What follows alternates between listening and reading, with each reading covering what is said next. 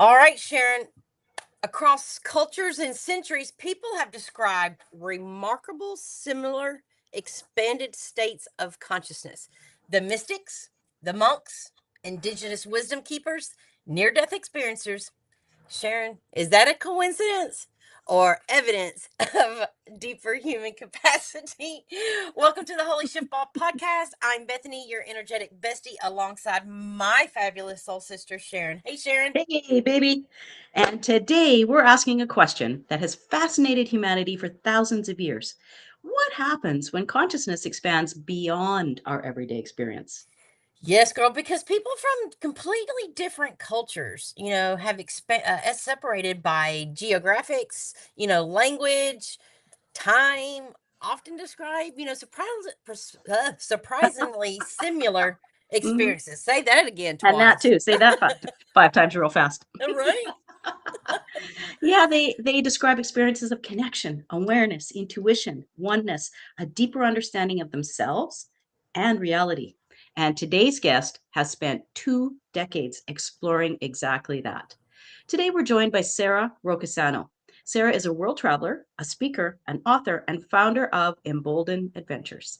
After walking away from a successful career in finance, renewable energy, Wall Street, Hmm. and corporate America, girl, Sara embarked on a 20-year journey of self discovery that has taken her through more than 43 countries. girl, Unpack along. that. I know 43. That is like I know. It's like, it's what? like wow. It's a That's like lot of so many life in baggage mind. claims. Oh my God. Sitting next to people on airplanes you got to make small talk with, Oh my or god. eating that crappy airplane food. Yeah. Yeah. But you Wow. know what, Sharon? Along the way, she explored ancient sites, worked with some wisdom keepers, immersed herself in different cultures, and experienced profound shifts in consciousness that transformed her life. Oh, you bet she did. And today she helps others unlock their own potential through personal, professional, and spiritual transformation.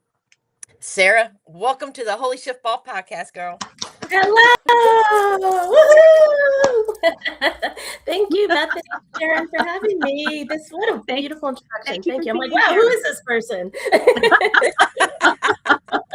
I know when you hear your life talked about in sense, like you're like, wait a minute. Wow. Who are they talking about? Yeah, who's that? Who's Me? that? And how did I get to know her? For sure. Sarah, I would love, you know, what is the weirdest thing you've experienced that made you question reality? Go weird right off the bat. Yeah, we The have to get weirdest, sorry. the weirdest thing I experienced that made me question. Well, okay, first of all, we'll talk about my book that's about to come out, Stone Temple Passport. So the Oh, I prologue, love it. Oh, I the do too. prologue. Oh, I'm excited! I can't wait. It's so good. This book, the first page is Mhm. me going through a derealization crisis in the middle of the Amazon rainforest. And I'm literally standing stationary on the path, about to go into the Maloka, which is our ceremonial space for the ayahuasca ceremonies. And I come over this like sense of panic. And I ask myself, what's real? What's going on? Where am I? And I was transitioning from past Sarah, as I call myself in the book, Miss Wall Street, Miss New York City, Miss, in the physical, the material, and transitioning into this now transforming Sarah that is more aware of a world beyond material reality. And what was really driving me to the point of like complete untethering was the fact that time is not real. It's a Right. construct and everything's in the Right. now. So here I was in a panic state because I was on my way to this ceremonial, pre ceremonial yoga session before the ceremony. And I made my way halfway up to where it was, and I forgot like a long sleeve shirt in my tombo in my little place I was sleeping in the rainforest. And so I panicked because I was like, I'm going to be late. But then I was like, well, but I can't be late because there's no time. But Right. what's going on? Why am I so upset? I'm going to be late to yoga. And then I started screaming, like, what's going on? And it's really uncomfortable when you Mhm. realize it's an illusion, but yet you're still, we're in this world that conditions us, right? And Mhm. programs us. And time Yes. is a program. And so when you're Absolutely. late, when you're not on time, as we know, when we're in the city, we're going to work, we're trying to get a train, there's penalties. You're Mhm. not on time. There's something wrong with you. But then you're like, hold Mhm. there's no time, so who cares? But I'm gonna wait. But I'm gonna miss this. So that was a very, I guess that's to answer your question. It's a weird moment. It was very, very unsettling. What's real? What's going on? Where am I? So we'll stay on that path. What's the difference between losing your mind and expanding it? Oh, I don't know. I'm not a psychologist or psychiatrist. I mean, is it relative? Is it relative, right? Like, according to what standard does it mean you've lost your mind? What does losing your mind mean? I don't know. I don't know these answers because we're looking back now and realizing that those that were in mental institutions back in the day were actually psychic. Yes. Right. And those that were deemed crazy were those that weren't open to being conforming. And really kind of immersed in society and being a good little worker bee.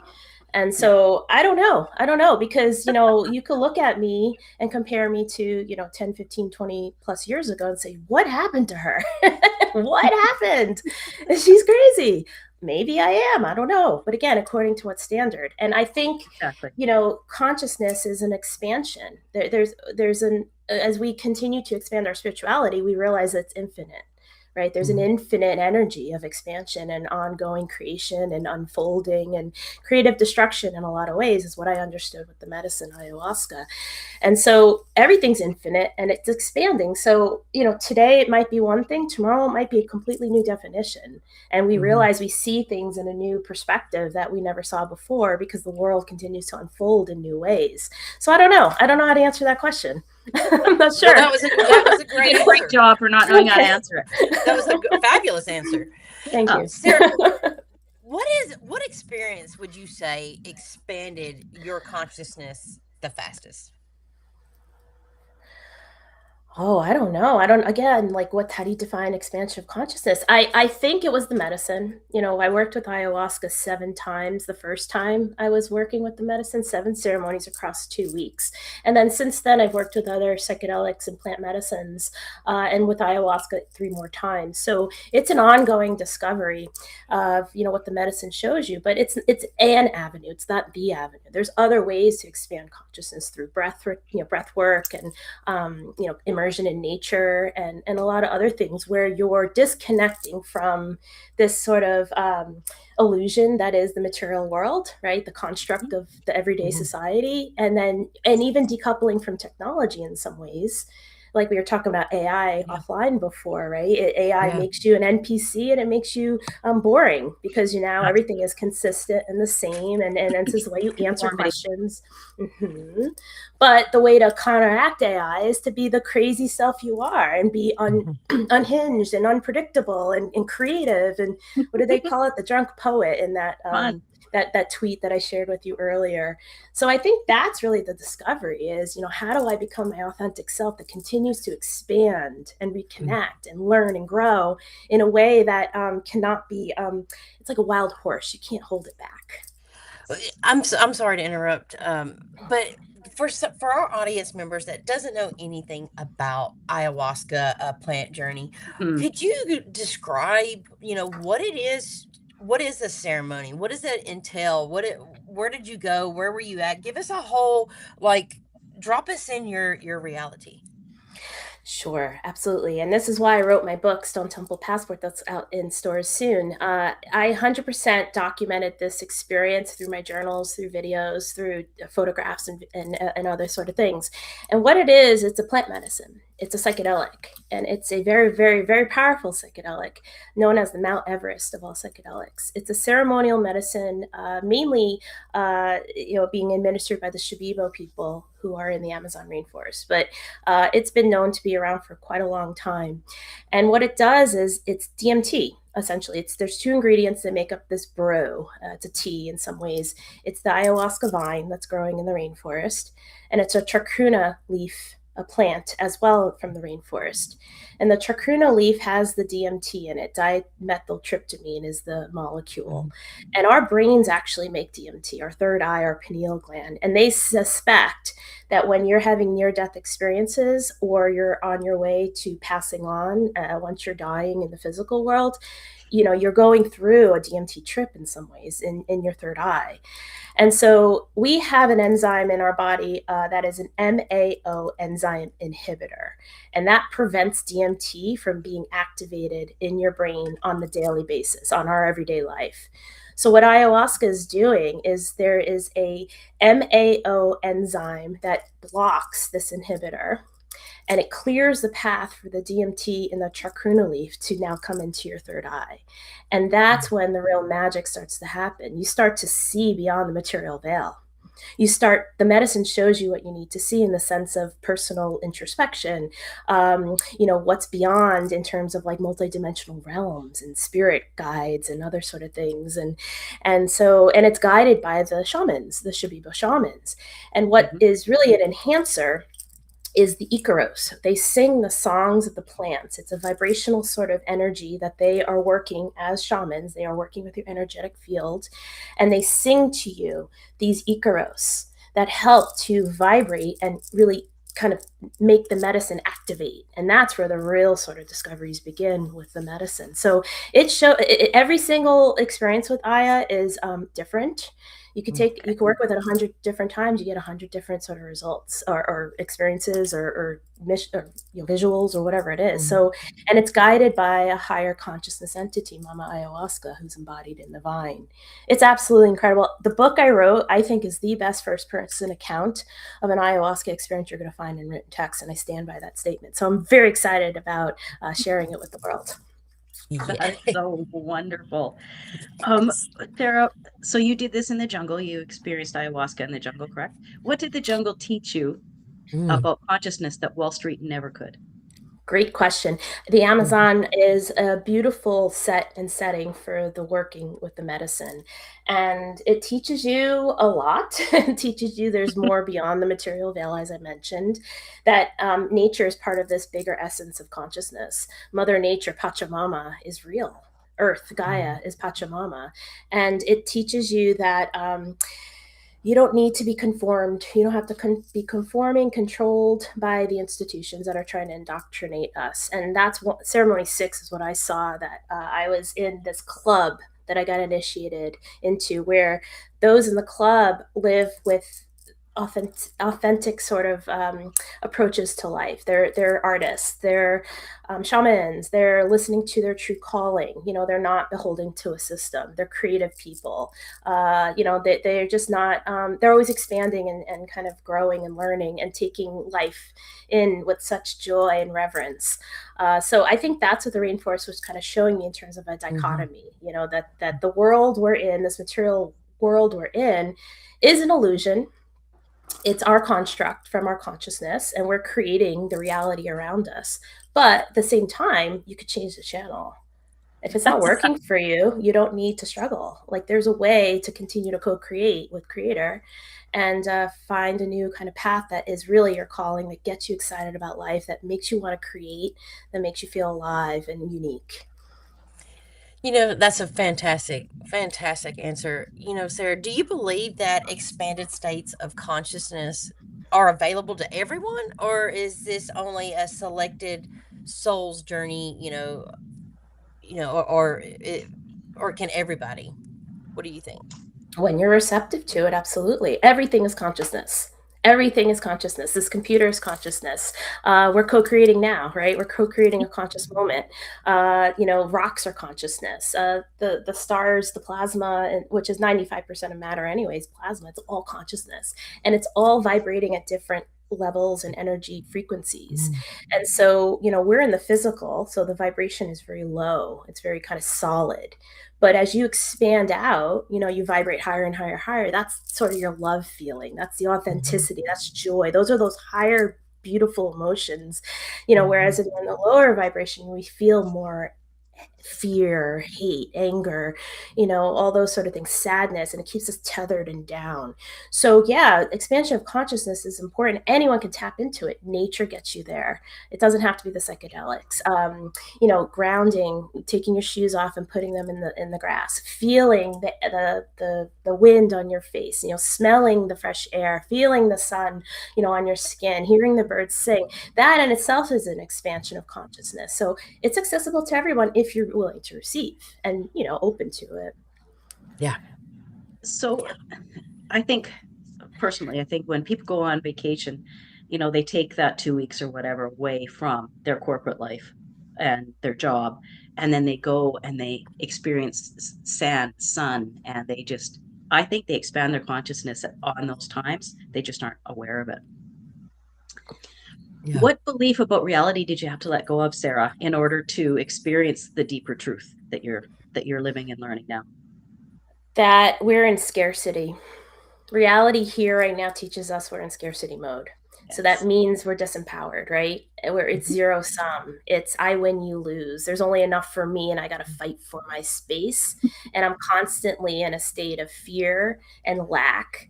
And so how am I going to show up in life to get, at least something? It's like the last little pittance of crumbs, but the real reality is we're in abundance. God wants you in abundance because you and me and all of us are unique expressions of the infinite creator. And God is having experiences through all of us at the same time in an infinite way. So in order for you to follow through your calling, you need to be provided for. That's how it works. Yes. And so I have to believe that there's abundance abound for me. And I put it out to the universe with true trust in myself, self-empowerment, self-love, and just no sort of control on how the way it needs to unfold. I have to just surrender to the unfolding and believe it's going to work out in my best favor. Pronoia is that term, not paranoia, right? And I talk about this in my book. If you're paranoid, you believe the universe is out to get you. But if you're in a state of pronoia, the universe is working in your favor. So I think that's the sort of new way of adjusting your perspective and being in a state of gratitude that things are working out for me and look at all the abundance abound. It may be money, but it may be other things like shelter, food, someone paid for your Starbucks coffee, all these things that you now have to put some, I think, awareness to and appreciation for, and in a state of gratitude, thank goodness I've been provided for to continue on with finding joy and, being in a state of experiential sort of, environment. That's why we're human. We're here to experience. We're here to love, and we're here to learn and grow, and evolve our soul. So there's so much to talk about in this. Yes. Yes. Why do you think so many people report similar experiences of connection, intuition, oneness, and awakening, regardless of their background? It's a universal truth. It's a universal truth. Yeah.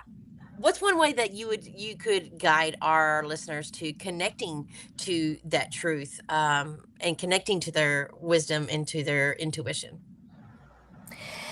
Well, I think you have to prove it to yourself ultimately, right? Because we have been conditioned in this world to give our power away, to believe the authorities. The authorities know better than me. And that happens just in school. It happens in work. You got to do well in work to get the bonus and get your, positive reviews so you don't get fired. There's always this sort of system we're in that we need to prove ourselves to the system. So the system says, okay, fine, you can get a little pittance, right? But the reality is that, you're more empowered than you think.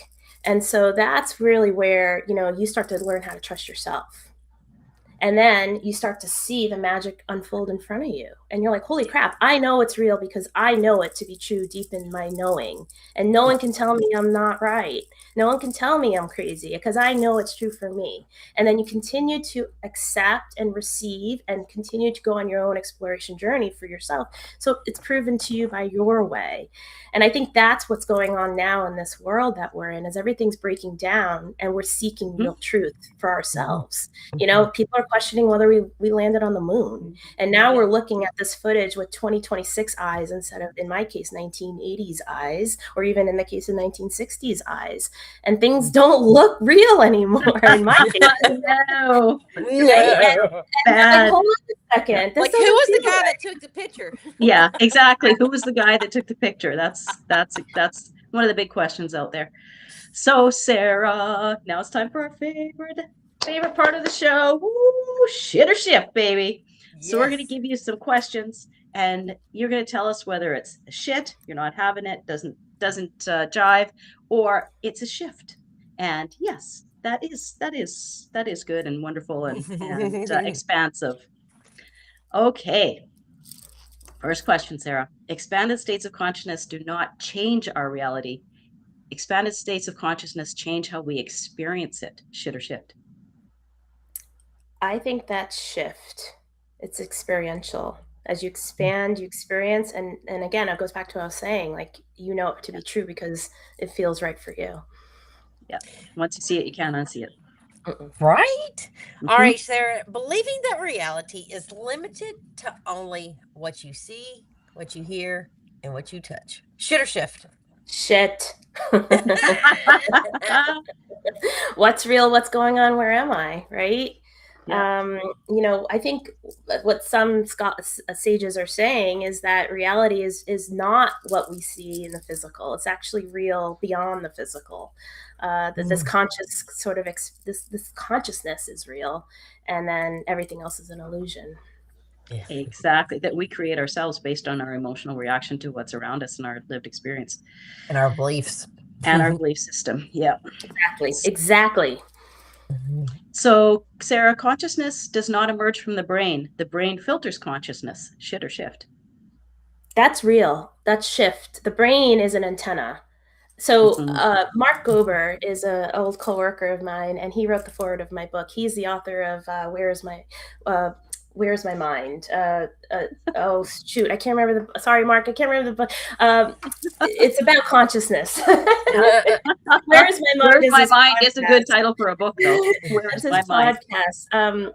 Shoot, I can't think off the top of my head, but he showed all of this research, and the CIA itself, who had been doing all these, who has been doing all these experiments all this time about consciousness, and how science has been trying to tell us that there's such a thing as physicality, and the brain is the emanator of consciousness. But what they're finding through all these studies all this time is that it's just an antenna to the realms, the higher frequencies, the conscious. Yeah, so we're just tapping in and you know, filtering, as you asked. Yeah. Yes. All right, Sarah. Shit or shift? Following the path everyone expects from you while ignoring what your soul keeps whispering. Shit or shift? Shit. You got to do what your soul tells you to do. You can't be told what to do by others. It goes back to what I was saying before. Like, the authority is within you and your connection to Creator, and everything else is secondary. So you can't give your power away to the external world that tells you how you need to be or how you need to show up in life. They don't know you. You know yourself best. Yes. Okay, Sarah. The biggest mystery is not whether consciousness survives death. It's whether most people are fully conscious while they're alive. Shit or shift? I think that's a shift.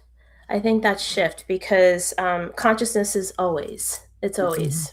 It's now. It's as you pass and transcend into a new sort of energetic.